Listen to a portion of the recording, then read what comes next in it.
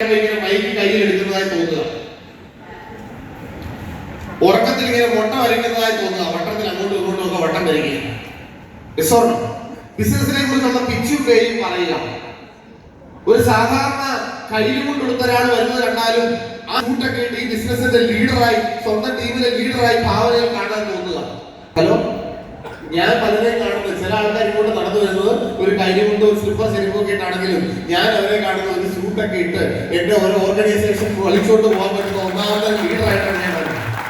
ആ ഒരു എന്താ പറയണ്ടേ, ഒരു കൺവേർഷന്റെ അല്ലെങ്കിൽ ഒരു പരിവർത്തനത്തിന്റെ ആ ഒരു മാറ്റത്തിന്റെ മുനമ്പിലാണ് നമ്മുടെ സംസ്ഥാനം പോലും എന്നുള്ളത്. ഡയറക്ട് സെല്ലിംഗ് ബിസിനസ് അതിന്റെ ടോപ്പ് ഗിയറിലേക്ക് മാറിക്കഴിഞ്ഞു.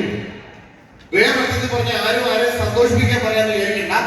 നിങ്ങളുടെ ജീവിതത്തിൽ നിങ്ങൾ ഇന്ന് വരെ അമ്പലത്തിലോ പള്ളിയിലോ പോയി മുട്ടിപ്പായി പ്രാർത്ഥിച്ചതിന്റെ ഫലം ഓൾറെഡി കിട്ടിക്കഴിഞ്ഞു. ഇതിനെ തിരിച്ചറിയാനുള്ള ബുദ്ധി ദൈവം തരട്ടെ എന്ന് മാത്രം പ്രാർത്ഥിക്കാം. ഇതിനെ തിരിച്ചറിയാൻ നമുക്ക്. ഞാൻ എന്റെ അനുഭവം പറഞ്ഞ സമയം ഒത്തിരി ദീർഘിപ്പിക്കുന്നില്ല. എന്റെ എക്സ്പീരിയൻസ് ഞാൻ ധാരാളം പറഞ്ഞിട്ടുണ്ട്. എങ്കിലും ഞാൻ അത് ഓടിച്ച് സൂചിപ്പിക്കാം. ഈ ബിസിനസ് ഞാൻ സ്റ്റാർട്ട് ചെയ്തത് 2014 2014 ജനുവരി മാസം. ഈ ബിസിനസ് കേൾക്കുന്ന സമയത്ത് നാളെ നേരം വെളുക്കരുതേ എന്ന് പ്രാർത്ഥിച്ചുകൊണ്ട് ഉറങ്ങിക്കൊണ്ടിരുന്ന ധാരാളം യാത്രകൾ എനിക്കുണ്ടായി. കാരണം 30 ലക്ഷം രൂപയുടെ കടമുണ്ട്. ചില സിനിമയിലും പിള്ളേരുടെ കാർട്ടൂണിലൊക്കെ ഓരോ ദിവസം രാവിലെ ഓരോ ഏരിയയിലൊക്കെ എഴുന്നേറ്റ് വരുന്നത് പോലെ ഈ ഏരിയയിൽ വരും, ഓരോ വലിയ കഥാപാത്രം വരുന്നത് പോലെ ഇന്ന് ആരാ എന്റെ കാശ് വാങ്ങിക്കാൻ വരുന്നതെന്ന് ആലോചിച്ചാണ് എഴുന്നേറ്റത്. അത്ര കണ്ട് പ്രതിസന്ധിയിൽ ചെറിയ പ്രായത്തിലെ ജീവിതം വെറുത്തു പോകുന്നൊരവസ്ഥ. അങ്ങനെ ഒരു വലിയ പടുകുഴി കിടക്കുമ്പോൾ എന്നോട് ഒരാൾ മൈലേജ് സെല്ലിനെ കുറിച്ച് പറഞ്ഞു. ഈ ബിസിനസ് എനിക്ക് ഇഷ്ടപ്പെട്ടു, ഡയറക്ട് സെല്ലിനെ കുറിച്ച് എനിക്കറിയാം. അങ്ങനെ ഈ ബിസിനസ്സിലേക്ക് ഞാൻ കടന്നു. ചുരുക്കി പറഞ്ഞാൽ 2 ഡിസ്ട്രിബ്യൂഷൻ എടുക്കാനുള്ള ബേസിക് ആയിട്ടുള്ള 10,000 രൂപ പോലും ഇല്ലാതെ ഒരു ഡിസ്ട്രിബ്യൂഷൻ മാത്രം എടുത്തുകൊണ്ടാണ് 2014 ജനുവരിയിൽ ഞങ്ങൾ ഈ ബിസിനസ് സ്റ്റാർട്ട് ചെയ്തത്. അങ്ങനെ ബിസിനസ് സ്റ്റാർട്ട് ചെയ്യുന്ന സമയത്ത് കേരളത്തിന്റെ ഡയറക്ട് സെല്ലിംഗ് ചിത്രം ഇത്ര സ്മൂത്ത് ഒന്നും ആയിരുന്നില്ല. കേരള സംസ്ഥാനത്ത് ഈ കമ്പനിയുടെ ഒരു പ്രൊഡക്റ്റ് പോലും കിട്ടാനില്ല. എന്ത് കിട്ടാനും തമിഴ്നാട്ടിൽ പോകണം. 2,10,000 തൊട്ട് 2,000 രൂപ തികച്ചു കിട്ടിയ ഒരാൾ ഈ കമ്പനിയിൽ എന്റെ അറിവിൽ എന്റെ ജില്ലയിലില്ല. എലമെന്റ്സ് എന്നൊരു ബ്രാൻഡ് എന്താണെന്ന് അറിയില്ല. DV അനന്തനാരായണ എന്നൊരു സയന്റിസ്റ്റ് ഉണ്ടെന്ന് അറിയില്ല. ഈ ബിസിനസ്സിലൂടെ വിജയിക്കുമെന്ന് യാതൊരു പ്രതീക്ഷയില്ല.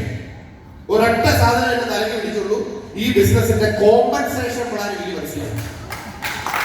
ഒരൊറ്റ കാര്യം എനിക്ക് മനസ്സിലായി, കോമ്പൻസേഷൻ പ്ലാൻ മനസ്സിലായി.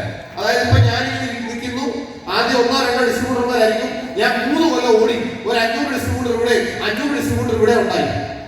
ഈ 500 ഡിസ്ട്രിബ്യൂട്ടറിൽ ഒരു 100 ഡിസ്ട്രിബ്യൂട്ടർ ഒരാഴ്ച 20,000 രൂപയുടെ ബിസിനസ് ചെയ്താൽ പോലും എനിക്ക് 2,10,000 വരും എന്ന പ്ലാൻ എനിക്ക് ആദ്യം കേട്ടപ്പോഴേ മനസ്സിലായി. ദൈവത്തോട് ഞാൻ നന്ദി പറയുന്നത് ഈ കോമ്പൻസേഷൻ പ്ലാൻ എന്നെ നന്നായി മനസ്സിലാക്കിയത്. അങ്ങനെ ബിസിനസ് സ്റ്റാർട്ട് ചെയ്തു. ആദ്യത്തെ 1 വർഷം ചെയ്തു. തിരിഞ്ഞു നോക്കി ഒരു ഡിസ്ട്രിബ്യൂട്ടർ പോലും ആക്റ്റീവായിട്ടില്ല. ആദ്യം എന്നുള്ള 14-15 പ്രൊഡക്റ്റ് വിറ്റ് റീറ്റെയിൽ പ്രോഫിറ്റും അതുപോലെ തന്നെ ചെറിയ ഇൻകവും കിട്ടി തുടങ്ങി. ഇത് ഫോം 60A ആണ്. ഇതിൽ നോക്കിയാൽ മതി, 2014 ജനുവരിയിൽ മൈലേജ് സെല്ലിലൂടെ വന്ന വരുമാനം 663 രൂപയാണ്. അതെനിക്ക് പട്ടിണി കിടക്കണ 50,000 രൂപ. ആ വീട്ടിൽ മാസം 663 കിട്ടിയിട്ട് എന്ത് ചെയ്യാൻ? 2ാമത്തെ മാസം 1,800. വീട്ടിലെ സിറ്റുവേഷൻ ഇങ്ങനെ മുറുകി പൊട്ടുന്ന അവസ്ഥയിലേക്ക്. പക്ഷെ ഇത്രയും പ്രതിസന്ധിയിലേക്ക് പോകുമ്പോഴും നമ്മൾ പറയാറില്ലേ, ഒരു ലോജിക് ഇല്ലാതെ. സലിൽ സാർ നേരത്തെ ചേച്ചിയുടെ കാര്യം പറഞ്ഞപ്പോൾ ഫസ്റ്റ് സൈറ്റിൽ സാറിന് ഇഷ്ടപ്പെട്ടു എന്ന് പറഞ്ഞു. ഇതാരാണ്, ഏത് വീട്ടിൽ നിന്ന് വരുന്നു, എനിക്ക് കെട്ടാൻ പറ്റുമോ, ബാക്ക്ഗ്രൗണ്ട് എന്താണ്, ഒന്നും അറിയാതെ അല്ലെ. പ്രഥമ ദൃഷ്ടിയ ഒരു ലോജിക് ഇല്ലാത്ത ഒരു പ്രേമം, യാതൊരു ലോജിക്കും ഇല്ലാത്ത ഒരു ഇഷ്ടം. പ്രേമത്തിന് കണ്ടില്ലാന്ന് പറയുന്നത്. ഇതേപോലെ മൈലേജ് ബിസിനസ് ആദ്യം കേട്ടു. ആദ്യത്തെ 1 വർഷം ബിസിനസ് ചെയ്തിട്ടും 1 ലക്ഷം രൂപ വരുമാനം പോലും കിട്ടാതിരുന്നിട്ടും എനിക്ക് ഈ ബിസിനസ്സിനെ അങ്ങ് ഇഷ്ടപ്പെട്ടു.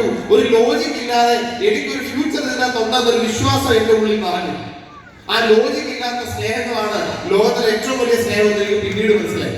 ഈ ബിസിനസ്സിനെ നിങ്ങളുടെ അളവ് പോലെ വെച്ച് നോക്കിയാൽ, ഒരു MBA നോക്കിയാൽ എനിക്കിത് പറ്റുമോ, ഇതല്ലാതെ വേറെ പണിയുള്ളതില്ലെന്ന് തോന്നും. ഒരു വക്കീല് നോക്കിയാൽ തോന്നും.